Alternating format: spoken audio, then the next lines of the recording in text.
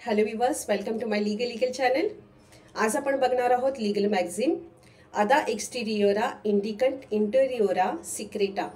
याचाच अर्थ काय? The outside act shows the internal secret.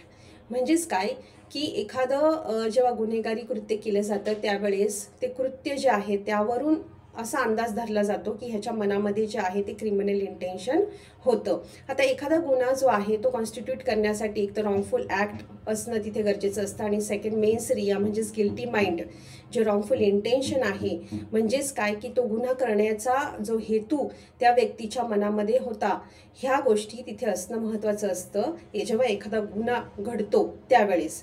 पण आता एखादंच इंटेन्शन होतं किंवा नव्हतं हे प्रूव्ह कसं करायचं? ठीक आहे, ही खूप अवघड गोष्ट आहे. त्यामुळे रॉंगफुल इंटेन्शन किंवा मेन्स रिया किंवा गिल्टी माइंड हे तिथे प्रेझेंट होतं. हे कधी गृहीत धरलं जाईल? जेव्हा एखादी व्यक्ती रॉंगफुल ॲक्ट करते, म्हणजे गुन्हेगारी स्वरूपाचं कृत्य एखादी व्यक्ती करते, त्याच्या कृतीवरून असा अंदाज धरला जातो की त्याच्या मनामध्ये देखील क्रिमिनल इंटेन्शन होतं, रॉंगफुल ॲक्ट कमिट करण्याचं इंटेन्शन होतं. म्हणजेच गिल्टी माइंड आणि मेन्स रिया जे आहे हे तिथे प्रेझेंट होतं. धन्यवाद.